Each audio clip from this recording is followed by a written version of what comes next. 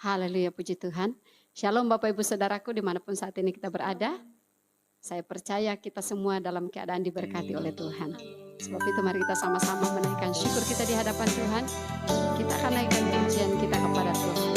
Sebab kita tahu waktu kita menaikkan pujian syukur kita di hadapan Tuhan, maka berkat-berkat Tuhan mengalir atas hidup saya dan saudara. Sebelumnya kita akan berdoa.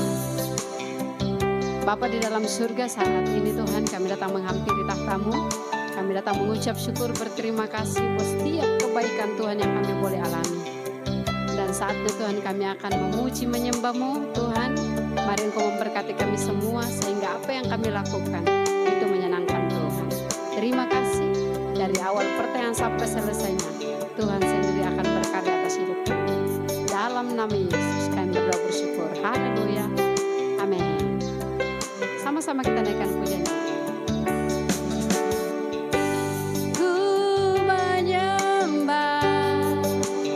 Dalam kudus hadirat-Mu, hampiri tata kasih karunia-Mu Bapa.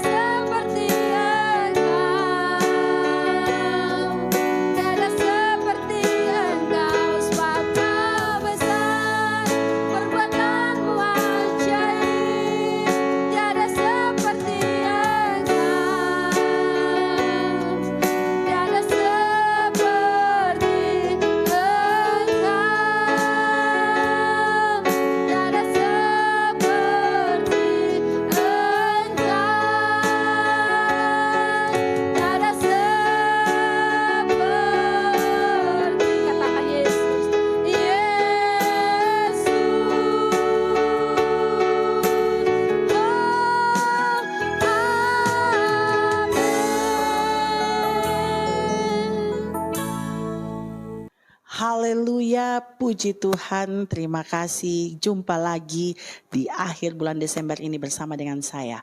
Sebelumnya kita mendapatkan firman Tuhan, marilah kita berdoa.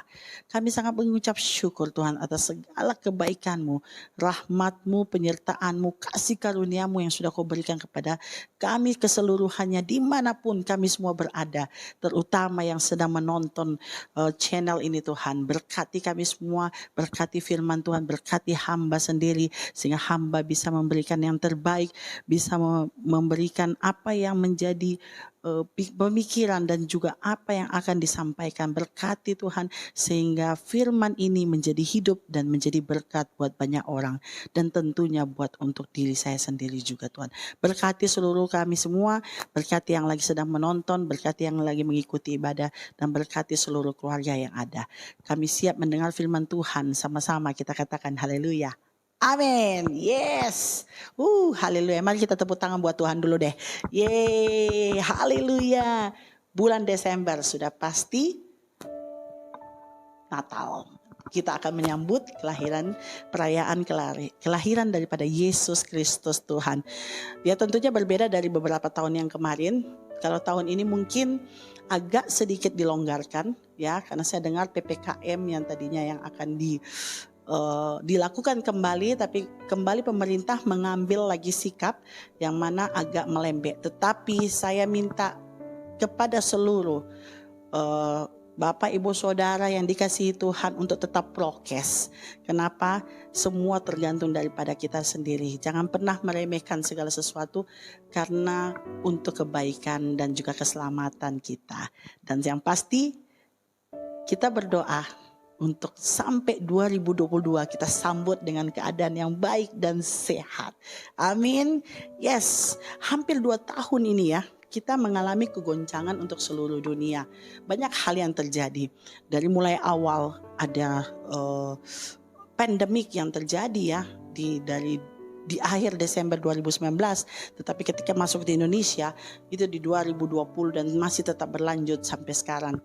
Masih ada lagi dengan jenis baru, tapi saya gak mau ngomong tentang dia karena bagi saya cukup sudah tentang COVID-19.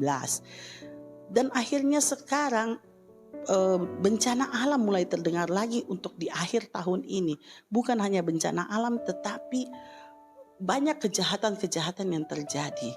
Saya mikir-mikir ya Bapak Ibu Saudara, mulai dari pandemik yang sampai sekarang masih tetap berlanjut, bencana alam yang terjadi. Saya lagi berpikir, peristiwa ini pasti punya arti.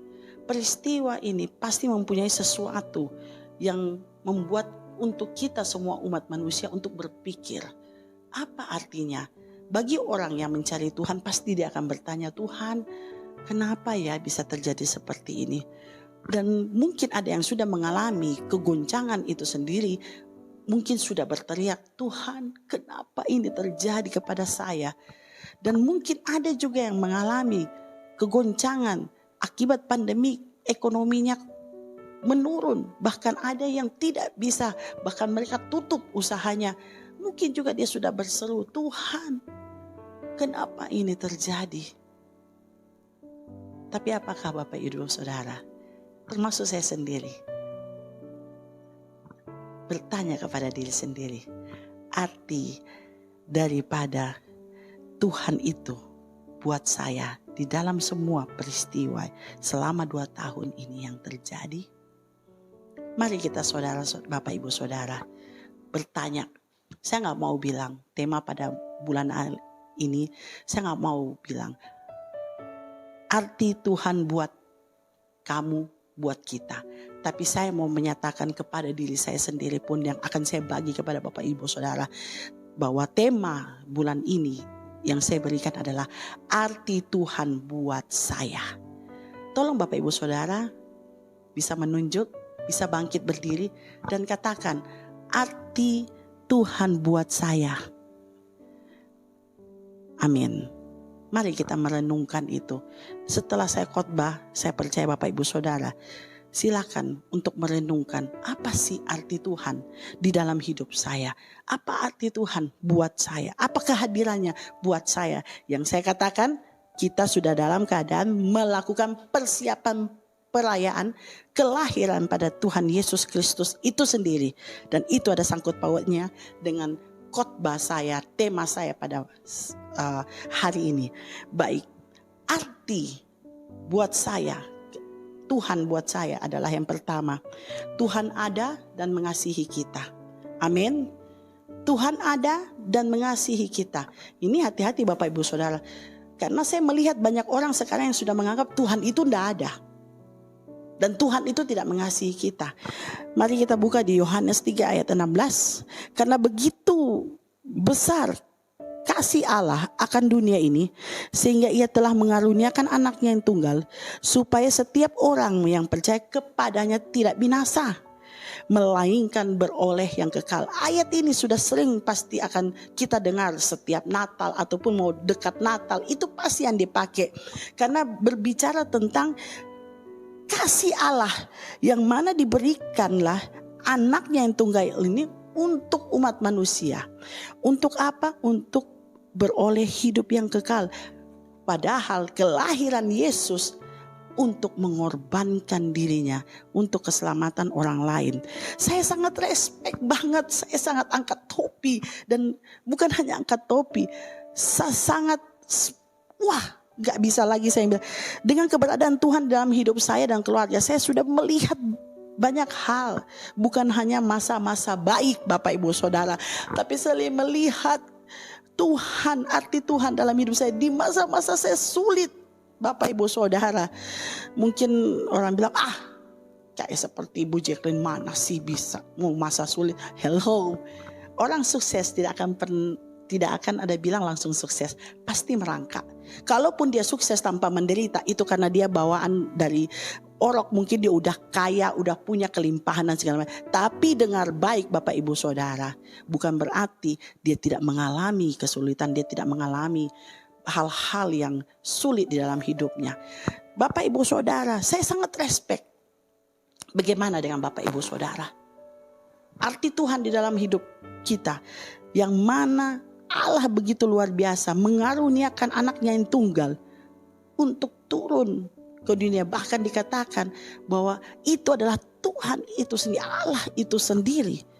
Ayat berikut di ayat 17 mengatakan, Yohanes 3 ayat 17 dikatakan lagi, sebab Allah mengutus anaknya ke dalam dunia bukan untuk menghakimi dunia Bapak Ibu Saudara, melainkan untuk menyelamatkannya oleh Dia. Nah, inilah yang harus kita berpikir untuk tidak mempermainkan Tuhan, untuk tidak mempermainkan pengorbanan kelahiran daripada Yesus Kristus yang akan menjadi pengorbanannya Dia untuk menyelamatkan kita. Bapak Ibu Saudara yang dikasihi Tuhan, saya melihat banyak hal di luar sana, ya, sedih, saya sedih. Karena ternyata sekarang Natal diremehkan. Ucapan Natal dianggap seperti pelecehan. Ucapan selamat hari Natal sebagai kepura-puraan, hanya sebagai topeng. Hello, apa kabar dengan orang Kristen hari ini? Haleluya. Saya minta maaf. Saya minta maaf. Tapi jujur, pada waktu saya mendengar mereka mengatakan, untuk apa? Ada orang yang mengatakan ini kepada saya, cerita. Untuk apa mengatakan ditulis status, hello guys, selamat hari Natal. Padahal kelakuannya jelek. Saya sangat sedih, sehingga saya mau mengingatkan kembali kepada Bapak Ibu Saudara dan termasuk saya sendiri. Ketika saya mendengar itu dan saya masuk ke rumah saya menangis. Kenapa? Karena saya mengingat bahwa kelahiran Yesus sudah tidak mempunyai arti lagi di dalam kehidupan kita. Apalagi buat orang-orang Kristen, apalagi yang mengaku orang anak Kristen, anak Tuhan. Bahkan yang paling parah, kalau ada hamba Tuhan, kalau ada pendeta yang meremehkan tentang kelahiran Yesus, saya minta maaf. Ini sangat menyakitkan, menyedihkan bagi saya Bapak Ibu Saudara. Karena di sini dinyatakan bahwa Yesus lahir untuk menyelamatkan dunia. Amin, amin. Katakan kanan kiri kita. Kita mau menghormati kelahiran Yesus yang untuk menyelamatkan kita. Katakan samping kiri kanan, aku mau untuk tidak mempermainkan Tuhan yang sudah kita sembah, Tuhan yang sudah berkorban, Tuhan yang sudah memberikan anaknya yang tunggal untuk kita semua. Amin. Tos ya. Oke Bapak Ibu Saudara. Yang kedua, arti Tuhan buat saya. Ya. Kenapa saya bilang buat saya? Ini adalah buat saya.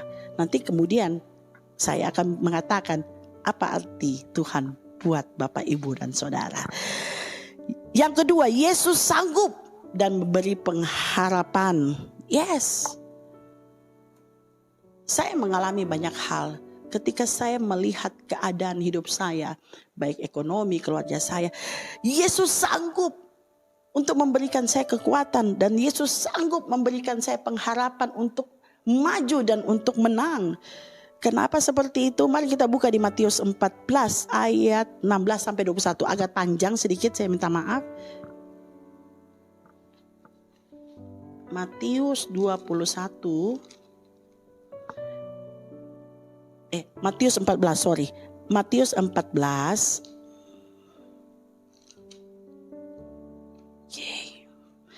Ayat 16 sampai 21. Oke. Ini berbicara tentang Yesus memberi makan 5.000 orang. Yesus sanggup. Amin. Oke, ayat 16, mari kita baca sama-sama. Tetapi Yesus berkata kepada mereka, tidak perlu mereka pergi. Ini kepada muridnya ya. Mereka pergi, kamu harus memberi mereka makan. Jawab mereka, yang ada pada kami di sini hanya 5 roti dan 2 ikan. Yesus berkata, bawalah kemari kepadaku.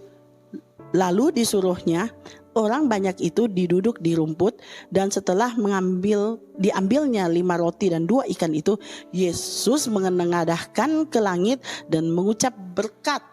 Lalu memecah-mecahkan roti dan memberikannya kepada murid-muridnya. Lalu murid-muridnya membagikan kepada orang banyak. Dan mereka semua makan sampai kenyang. Ya, garis bawah, makan sampai kenyang. Kemudian orang mengumpulkan potongan-potongan roti yang sisa menjadi 12 bakul penuh. Haleluya, amin. Yesus sanggup, yes. Yesus sanggup dan Yesus memberikan pengharapan. Itu arti Tuhan buat saya. Saya kembali lagi mengatakan hormat. Dan saya merasa kuat. Karena Tuhan sanggup memberi kekuatan, sanggup memberikan pengharapan. 5.000 orang hanya dengan modal Bapak Ibu Saudara. Ini kalau jadi pengusaha ini gak masuk akal. Kalau jadi pengusaha gak masuk akal. Memang luar biasa. Cara Yesus itu selalu gak masuk akal. Cara Tuhan itu gak masuk akal Bapak Ibu Saudara. Tapi ini fakta. Oke, di sini dikatakan hanya dengan punya 5 roti dan 2 ikan. Tetapi bisa memberi makan 5.000 orang. Ya, itu pun belum dengan anak wanita dan anak-anak.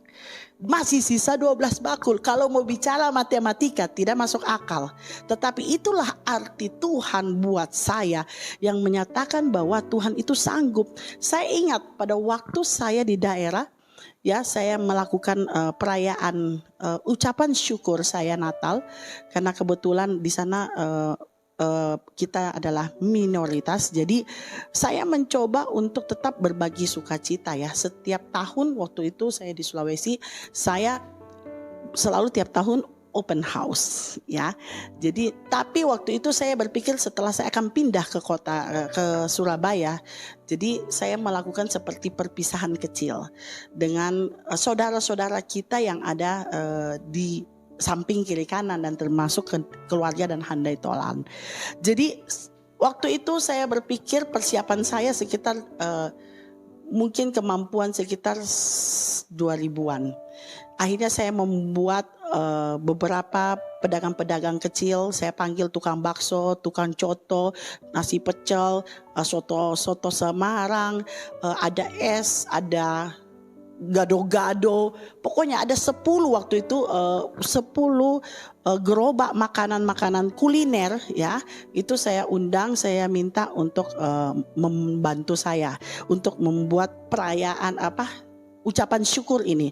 Dan Bapak Ibu Saudara tahu, itu saya tidak pakai undangan, saya gelar di jalanan, kami pakai tenda, kursi saya lupa berapa ya. Ada meja, ada kursi.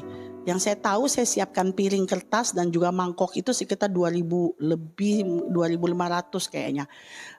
Setelah itu pada waktu sudah Natal, setelah pulang ibadah, kami memulai dengan doa, tentunya ucapan syukur dulu. Baru itu kami menerima tamu open house kami.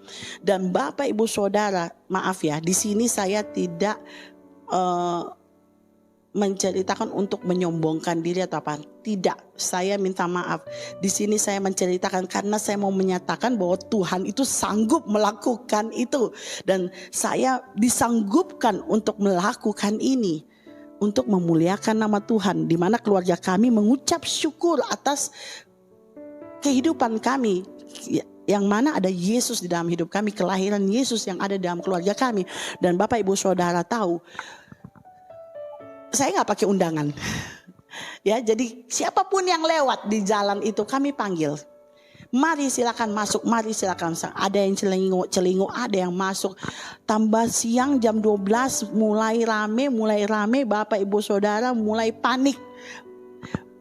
Para saya punya staff semua ini udah rame. Wah, tambah hari, tambah jam 1, mulai jam 2, wah tambah kelabakan. Dan akhirnya sampai minta maaf. Orang yang menderita gangguan jiwa pun kami layani. Salah satu staf saya mengatakan, Bu, ini ada orang yang mempunyai gangguan jiwa. Apakah bisa? Saya bilang, bisa, layani dia. Dia manusia, layani dia. Beri dia makan dan minum seperti layaknya tamu yang lain. Oh, haleluya. Saya merasa saya belajar karena saya tahu Tuhan sangat berarti dalam hidup saya dan saya belajar untuk seperti Yesus. Ada yang 4 orang, ibu-ibu, nenek-nenek baru turun dari becak, ya, mereka masih jalan, bukan dari becak. Waktu itu dari perahu penyeberangan, ya. Pas waktu itu saya di depan, saya waktu ngajak dia bingung. Ini ada apa di sini? Habis itu saya jawab, oh saya lagi ada ucapan syukur. Jadi ada perjamuan makan. Jadi siapa saja boleh masuk. Ibu mau singgah? Silakan masuk sini, saya bawa kamu. Terus akhirnya mereka bilang, waduh terima kasih banyak ibu. Kita bingung baru mau cari makan, mau makan siang. Saya ini masih bingung, ini kota. Saya ini bukan orang sini, tapi saya ini bingung. Tapi kenapa? Aduh terima kasih, maaf. Dia memakai karena mereka dari dari agama lain, jadi dia langsung bersyukur, mengucap syukur, ya. Dia terima kasih. Waduh saya dipanggil makan ini, ya. Jadi inilah saya mengatakan, makanya saya bilang Yesus sanggup dan memberikan pengharapan tanpa juga kita sadari ketika kita melayani orang lain, ketika kita memberikan makanan atau minuman yang mungkin kadang-kadang orang yang berpikir ngapain sih kayak gitu-gitu, ngapain, nanti ada efek, ada risiko, nanti dibilangin gini, nanti dibilangin gitu. Aduh please, saya cuma minta marilah kita belajar berbagi kepada orang lain supaya mereka mengerti bahwa arti Tuhan di dalam kehidupan kita itu kita lakukan di dalam kehidupan kita sehari-hari, dan biarlah mereka melihat seperti apa kita.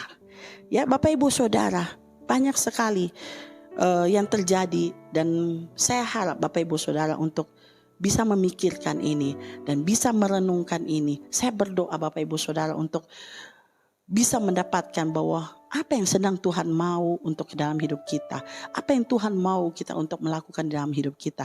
Apalagi nanti akan menyambut di 2022. Saya percaya Bapak Ibu Saudara, Tuhan akan memenuhi segala sesuatunya.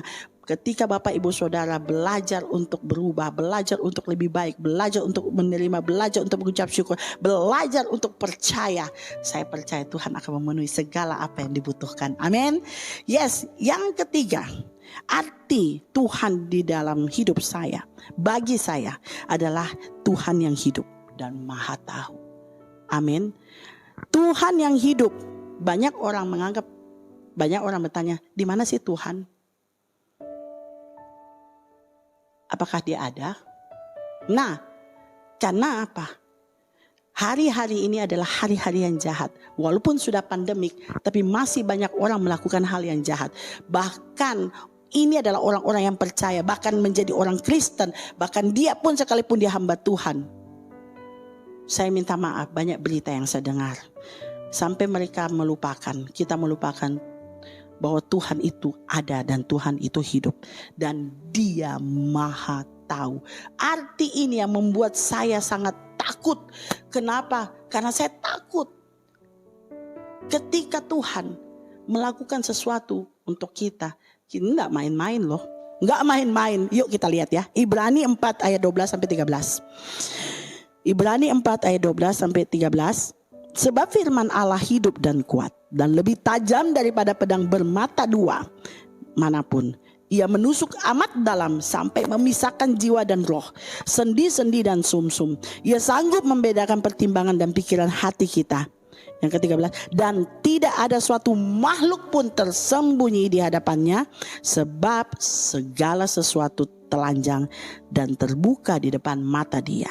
Yang kepadanya kita harus memberikan apa? Pertanggungan jawab. Haleluya. Bapak Ibu Saudara, nanti sebentar habis saya khotbah, baca kembali ini. Saya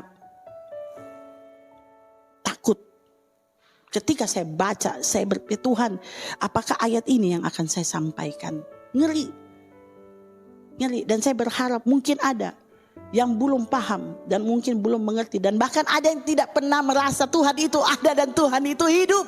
Hei, hati-hati Bapak Ibu Saudara, adik-adik. Ya, kenapa? Karena apa? Dia lebih tajam daripada pedang bermata dua.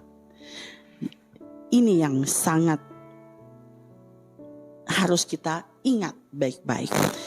Kenapa? Ketika saya melihat Tuhan memberikan pertolongan kepada saya, ketika kuasa dan mujizat Tuhan terjadi kepada saya menjadi semakin takut. Bapak Ibu Saudara, bukan berarti saya merasa meremehkan Tuhan. Semakin Tuhan menolong, semakin Tuhan memberikan sesuatu kepada saya semakin takut Bapak Ibu Saudara. Maaf saya gemetar, saya agak sedikit. Kali ini saya khotbah agak sedikit terlalu banyak gerakan saya, karena sebenarnya saya sedih Bapak Ibu Saudara ketika orang-orang tidak lagi memandang bahwa Tuhan itu ada dan Tuhan itu hidup. Dan bahkan yang mengerikan Bapak Ibu Saudara, ketika mereka menganggap Tuhan itu tidak ada dan Tuhan tidak tahu. Dan tuh dia bilang tidak mungkin Tuhan hukum sama saya ketika saya melakukan dosa. Apalagi banyak hamba-hamba Tuhan yang sudah menjadi pemberitaan firman, pelaku firman, tapi ternyata tidak menjadi contoh yang baik dan bahkan mencoreng pelayanan-pelayanan yang ada. Saya minta maaf, saya tidak menyinggung siapapun dan saya tidak mengatakan saya suci atau saya tidak berdosa. Saya minta maaf, tapi paling tidak ada rasa takut, ada rasa ketakutan kepada Tuhan yang kita sembah. Ada rasa takut Bapak Ibu Saudara. Karena apa yang sudah dikorbankan oleh Yesus, darahnya yang tercurah. Dia lahir, dia menjadi manusia. Jangan kita sia-siakan. Karena akan ada satu waktu dia akan datang yang kedua kali. Dan kita semua tidak akan bisa lagi menyesal. Kalau kita masih hidup. Kalau kita masih hidup. Tapi kalau kita dikasih sebelumnya, Tuhan datang dan kita maaf duluan pergi ya. Saya harap kita pergi baik-baik. Jangan kita sampai di baru itu mulai berpikir, kasihan. Kenapa saya lakukan ini? Tuhan ampuni saya, Tuhan ampuni saya. Please, Bapak Ibu Saudara. Arti Tuhan di dalam hidup saya, yang mana saya belajar untuk takut takut akan Tuhan. Ini sangat penting Bapak Ibu Saudara, ini sangat penting sekali. Marilah kita semua belajar dan merenungkan ini secara jujur tentang arti Tuhan di dalam kehidupan kita. Arti Tuhan di dalam keluarga kita. Kita tanamkan ini kepada anak-anak kita. Belajar memang capek, tapi paling tidak saya juga belajar untuk menanamkan ini kepada anak-anak saya. Apalagi kepada anak-anak muda, maaf ya. Ya, anak-anak muda, hello. Ya, mungkin kamu merasa kamu masih hebat, kamu masih muda, kamu bisa melakukan apa aja. Tapi dengan baik, coba renungkan sayang. Ya, apa arti Tuhan di dalam hidupmu? Supaya kamu belajar untuk lebih baik. Saya percaya kita semua akan takjub ketika kita membuka mata hati pikiran kita. Yang mana penyertaan Tuhan di dalam semua aspek kehidupan kita. Dia ada dan dia lahir untuk kita. Jangan lupa arti Tuhan di dalam hidup saya. Dan kita katakan amin. Mari Bapak Ibu Saudara kita berdoa. Bapa kami yang di sorga, terima kasih atas segala kebaikan-Mu. Tuhan ampuni kami semua. Ketika kami melupakan atau mungkin kami tidak memikirkan lagi betapa berartinya Engkau Tuhan di dalam kehidupan kami, di dalam hati pikiran kami, di dalam keluarga kami, di dalam usaha pekerjaan kami. Kami mulai meremehkan Tuhan. Atau mungkin ada yang kecewa dan sudah tidak lagi mengingat lagi dan melupakan arti Tuhan dalam hidup kami masing-masing Tuhan. Ampuni kami semua Tuhan. Ampuni. Kami mau belajar. Kami mau datang, mau belajar. Mau belajar untuk mengerti dan belajar lebih lagi. Dan mengingat kembali arti kehidupan kami di dalam tangan-Mu. Terima kasih Tuhan. Pernyataan kasih-Mu yang begitu luar biasa. Pengorbanan-Mu yang begitu luar biasa. Begitu sabar dan mengasihi kami Tuhan. Membimbing kami, menuntun kami untuk menjadi orang-orang yang baik dan benar. Terima kasih Tuhan, terima kasih ya Bapa. Kami mau belajar Tuhan, kami mau belajar dan ini kami akan belajar untuk melakukan di dalam kehidupan kami sehari-hari. Tuhan pimpin kami terus Tuhan, Roh Kudus yang manis juga selalu untuk memimpin dan menuntun kami. Terima kasih ya Bapa, berkati seluruh keluarga-keluarga yang ada, dimanapun di pelosok, di kota besar, kota kecil, semuanya, seluruh Indonesia dan seluruh dunia yang ada. Tuhan berkati dalam nama Yesus setiap hari mereka yang sakit ataupun mereka yang sulit atau mereka pun mengalami pergumulan ataupun mereka yang merasa tersakiti ataupun ada yang Tuhan mengalami penderitaan yang bahkan Tuhan mengalami penyiksaan Tuhan atau apapun Tuhan, penculikan dan kekerasan kepada anak, KDRT di rumah tangga. Tuhan berkati dalam nama Yesus, kuatkan mereka, selamatkan mereka Tuhan, sehingga ya Bapa mereka semua bisa mempunyai pengharapan kepada Engkau ya Bapa. Terima kasih, berkati Indonesia, berkati vaksin buat anak-anak dari umur 6 sampai 11 tahun yang sudah dimulai di Indonesia. Tuhan berkati seluruhnya, petugas nakes dan pemerintah yang terkait dan juga para TNI dan semua pejabat dan juga dari pengamanan yang ada. Tuhan berkati, sterilkan semua alat-alat atau suntik yang dipakai buat anak-anak ini Tuhan, supaya anak-anak ini bisa terjamin dalam kesehatannya. Ketika mereka vaksin juga anak-anak ini tidak mengalami sakit, tidak mengalami demam dan tidak mengalami, mereka dalam keadaan baik-baik saja. Dan kita berdoa semua suntik vaksin yang secara seluruh Indonesia ini bisa berjalan dengan lancar di dalam nama Tuhan Yesus Kristus. Berkati seluruh Indonesia Tuhan, dari mulai pemerintah sampai juga Tuhan presiden, wakil presiden, semua jajaran menteri dan bahkan seluruh pengamanan, dokter dan nakes. Tuhan berkati sampai di bawah. Tuhan berkati dalam nama Yesus, lindungi kami semua dari setiap bencana lagi Tuhan, bencana alam yang terjadi di akhir tahun ini. Tuhan berkati dalam nama Yesus, sehingga Tuhan kami bisa damai dan juga menyambut di tahun 2022 dengan baik. Berkati kami semua. Berkati seluruh tim yang ada LOB yang sudah bekerja dan lelah untuk memberitakan firman Tuhan. Berkati Tuhan, kuatkan mereka. Tim rekanan kami yang berada dimanapun berada pada waktu mereka pelayanan. Berkati keluarga besar mereka Tuhan. Berkati keluarga pada waktu mereka pelayanan. Mereka tinggalkan Tuhan. Lindungi keluarga mereka Tuhan. Dalam nama Yesus kuatkan mereka semua. Dan hamba percaya seluruh gereja-gereja yang ada yang sedang mempersiapkan untuk acara Natal yang ada. Tuhan berkati mereka untuk supaya mereka prokes dan juga dilindungi mereka dari segala sesuatu yang tidak baik Tuhan, sehingga mereka dalam keadaan sehat dan walafiat yang dengan baik. Terima kasih ya Bapa, kami sangat bersyukur Tuhan pada hari ini, dan kami sudah belajar dengan firman Tuhan. Biarlah segala sesuatu kami akan mendapatkan dan kami akan nyatakan di dalam kehidupan kami sehari-hari. Di dalam nama Tuhan Yesus Kristus, segala berkat daripada Allah Bapa, mari kita angkat tangan. Segala berkat dari Allah Bapa, Allah Putra, Allah Roh Kudus, yang akan selalu menaungi, menyertai, memberkati, melindungi dari dulu, sekarang, dan selama-lamanya. Di dalam nama Tuhan Yesus Kristus, sama-sama kita katakan haleluya. Amin. Yes. Sampai jumpa di ibadah berikutnya. Amin.